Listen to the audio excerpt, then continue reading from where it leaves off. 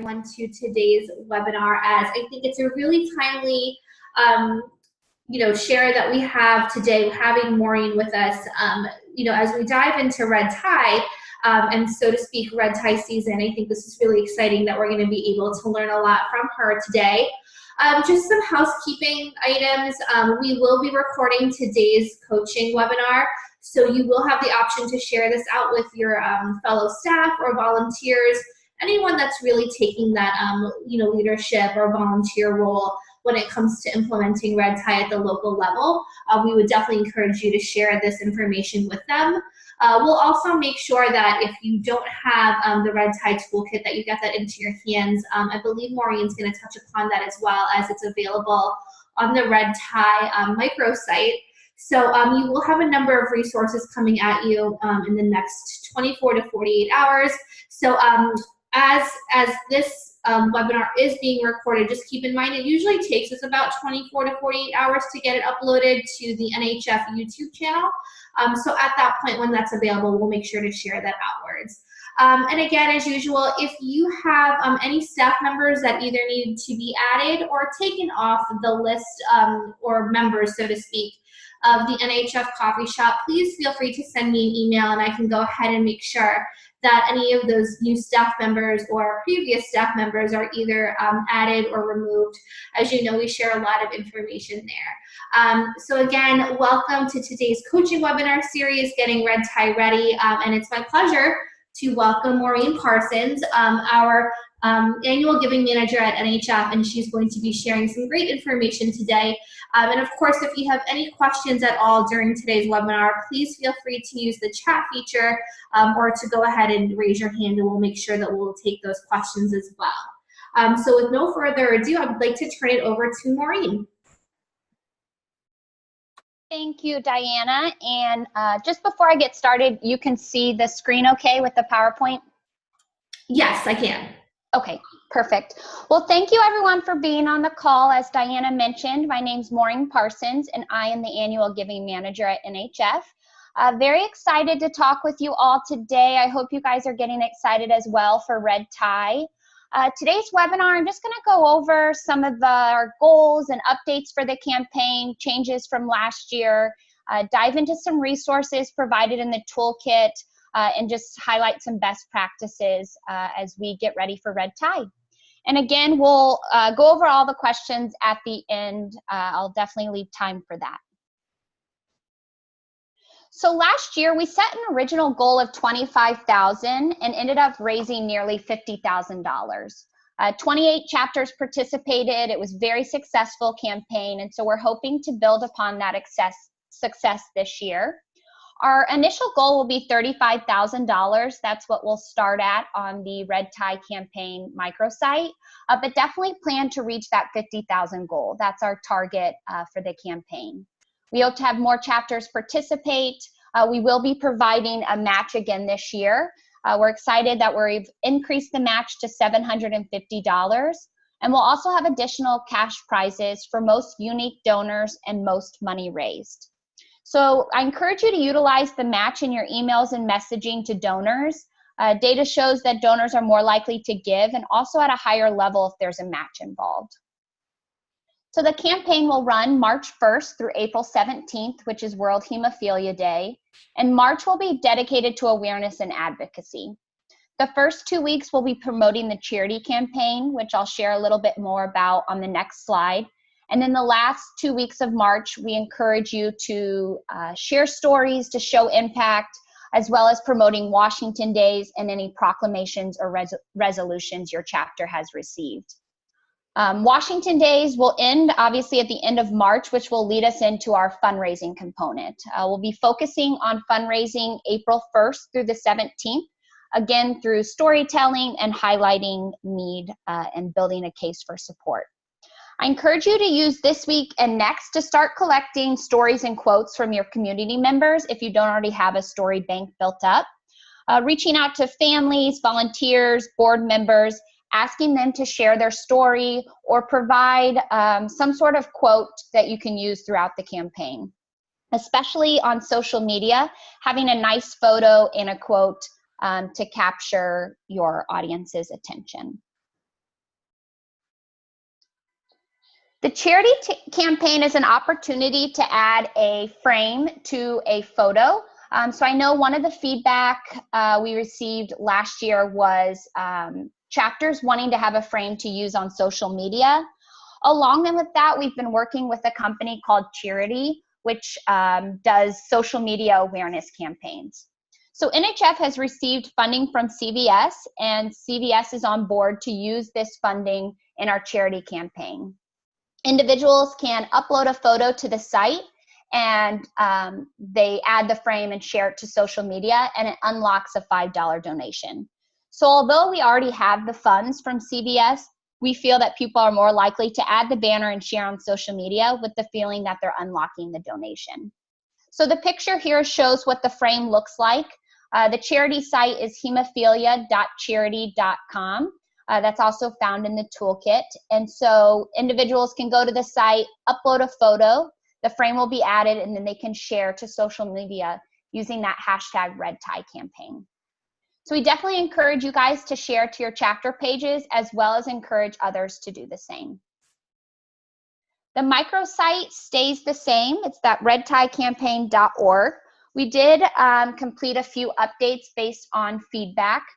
So we removed the Care to initiative based on feedback that there was just too many moving pieces in the campaign. And so again, March will be focused on that awareness and advocacy piece, and April will be focused on fundraising. We also are including a chapter leadership board this year with the top 10 fundraising chapters. So we hope that'll generate some friendly competition between the chapters. The thermometer and chapter leadership board will be updated automatically in live time through the donation form. So we're really excited about that. Last year we had to update it manually, which was rather time consuming.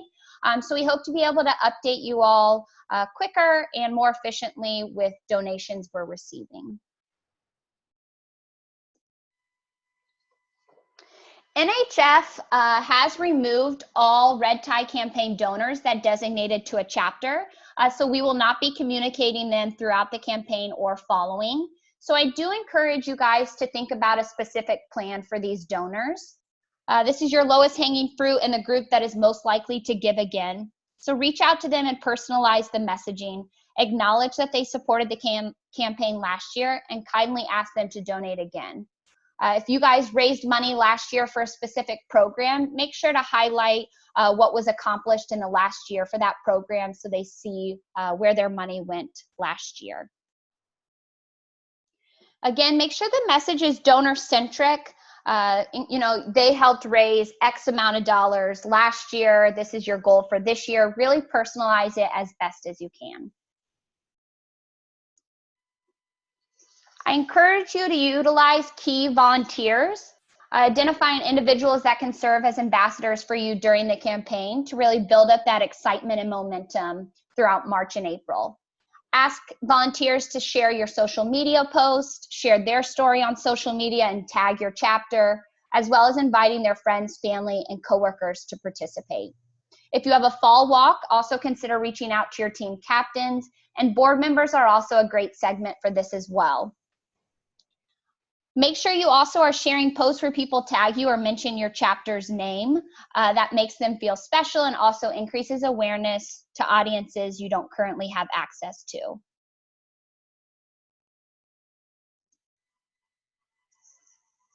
Some ideas for March, again with that awareness and advocacy piece. I encourage you all to use the hashtag Red Tie Campaign so we can have a unified platform. We can also use that hashtag to see what other chapters are doing, share some of our stories with each other. Also for the awareness piece, utilizing Cheerity to add the frame to your photos, as well as storytelling. Last week at Chapter Leadership Seminar, the theme was storytelling. There were some great presentations on the best way to highlight impact through storytelling. So hopefully you guys all learned some tips there that you guys can use in your messaging to really engage your audience. Also with the Red Tie Pride, we definitely want to highlight that again this year. So posting your Red Tie Pride and encouraging others to do the same. It builds awareness and momentum for the campaign. Also thinking of creative ways to show your Red Tie Pride. As you go places throughout March or have events and tables, bring red ties with you so you don't miss that photo opportunity. Also, think about community members that you can reach out to personally, maybe a well-known business owner or local athletes or news anchors. Ask them to wear a red tie and share to their social media accounts as well. That'll just allow more traction as well as increased awareness in your community. Again, making sure you're sharing your proclamations and resolutions on social media, your website, and email. If you have a chance to take a photo with your legislator, even better. I know a lot of photos have been posted to the coffee shop already, which is a great way to share those pieces. For Washington Days, collecting stories from your members who will be attending and posting leading up to, during, and after Washington Days just to gain momentum around that event. Simply asking the individuals attending why advocacy is so important to them or what they want their legislator to know about bleeding disorders. Again, even just capturing a quote to use with their picture is a great way to engage your audience. Make sure to also take photos and videos during your visits during Washington Days to share on social media. It's a perfect segue into the fundraising portion of the campaign to really keep that momentum going in the last couple of weeks.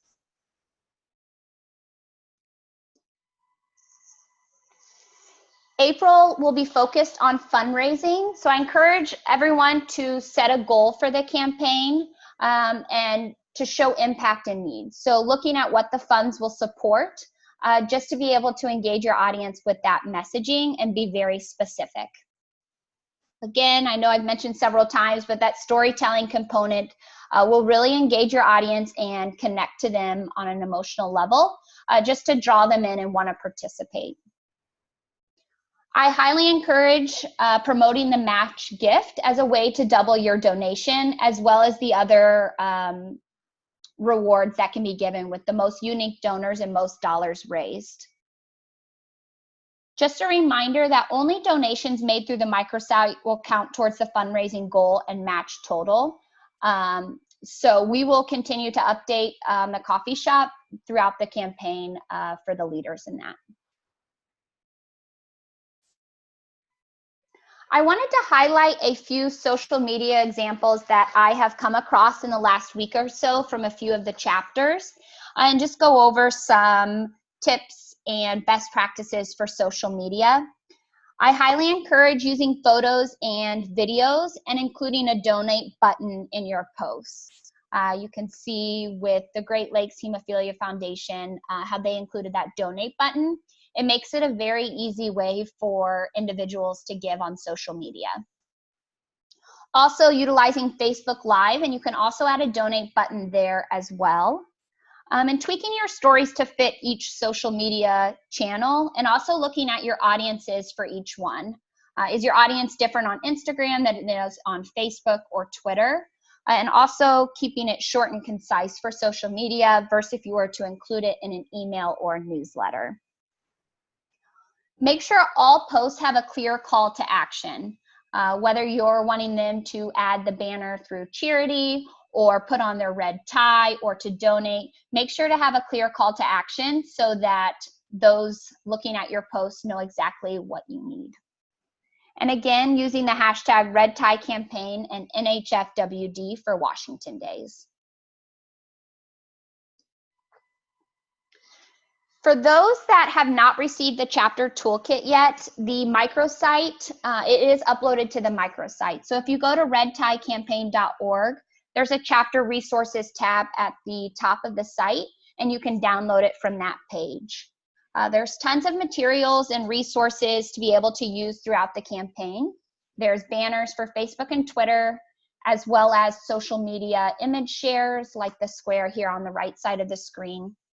We've also included an email banner that you can utilize in your email signature and link to the microsite or donation page. In the toolkit, there's also a newsletter and press release template. Feel free to tweak as it works for your chapter. Those are just starting points to get you started. And just a reminder that this is a multi-channel campaign. So we hope that you'll utilize social media, email, newsletters, and events to get the word out. I know that it can sometimes feel like you're bombarding your community with messaging during Red Tie, but they definitely want to get involved and help out. So it's just about making it exciting so people want to participate. And also encouraging them that there are various ways to get involved and join and allow your constituents to engage the way they want to. Also included is a chapter guide, which has sample social media posts and a template for emails. So I encourage you to take a look at that. There's also a suggested schedule for a week-by-week breakdown. Obviously, you do not need to follow exactly. Definitely do what works best for your chapter based on what else you have going on through March and April. Last week at the chapter leadership seminar, we had a Red Tie campaign photo booth. So we had an Instagram frame cut out, and so I wanted to include the link there. We've had a few chapters ask us where they can get one to use as well. So if you have events happening throughout March or April, this is a fun way to get people involved in photo opportunities that they can then share and post those photos to their social media networks. We also had red tie hats and the beaded necklaces that Ziggy directed us to in Hawaii. And so we do have extras of those if any chapters are interested in having some. We do ask a suggested donation of $15 for the hats and $5 for the necklaces to cover the cost of shipping and just the cost of the item. But if you are interested, we'd be happy to ship some to you if you just want to reach out to us and we can get those to you.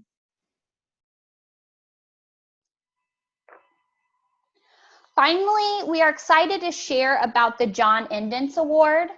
We're bringing that back this year. John Indence was NHF's Vice President for Marketing and Communications and passed away suddenly in May 2016. NHF and the bleeding disorders community would like to continue to honor John's memory by bringing back this award. John played a critical role in having March named Bleeding Disorders Awareness Month, as well as starting the Red Tie Challenge, which now is the Red Tie Campaign. This award will recognize the chapter that embodies the passion of John, demonstrates the most creativity and commitment to elevating advocacy issues, raising awareness and funds during the month of March through World Hemophilia Day and the state-based advocacy season. The winner will be recognized at the Bleeding Disorders Conference with a cash prize of $1,000. In order to be considered, there is a minimum criteria that will need to be met in the areas of advocacy, fundraising, and awareness. And these are listed out in the toolkit. But in addition, we encourage chapters to submit supplemental questions so the committee can better evaluate what each chapter did during the Red Tie campaign. We know many of you are going above and beyond what is recommended or what we suggest in our webinars and presentations. And so we want to recognize you for those efforts. So I know some of you do a direct mail campaign, or you might have an event during Red Tie campaign to support. And so we want to be able to acknowledge those efforts that aren't as direct as fundraising through the site or having a proclamation. So those supplemental questions are an opportunity for chapters to share what they're doing in addition to that minimum criteria. The committee will meet at the end of the Red Tie campaign to evaluate the submissions and take a look at the various chapters that submit those. Again, I want to thank you for the opportunity to present to you guys today. I hope you guys are excited to get started with March coming up this weekend. And please feel free to reach out throughout the campaign. I'm happy to help or brainstorm ideas with any of you as we get into the campaign. Awesome. Thanks, Maureen. Some questions did come through on the window, and I'm sure some of our participants can see them. So I'm just going to read them out loud in case anyone does not have access to them. So the first one, and Maureen, either you or I can take this, but it says page 3 of the guide sent to us, which is the toolkit, said that the fundraising was starting April 1st. Was that a typo, or should it have been March 1st? So people can start donating now. And I think that you can definitely use that in your messaging throughout March. So the site is live. People can start donating. April 1st is where we really push the fundraising component. Some of the feedback we received is that there was a lot of mixed messaging throughout the campaign with sign the letter of support, wear your red tie, donate. So we kind of split it up just to hopefully make it easier, but definitely encourage through the month of March to donate.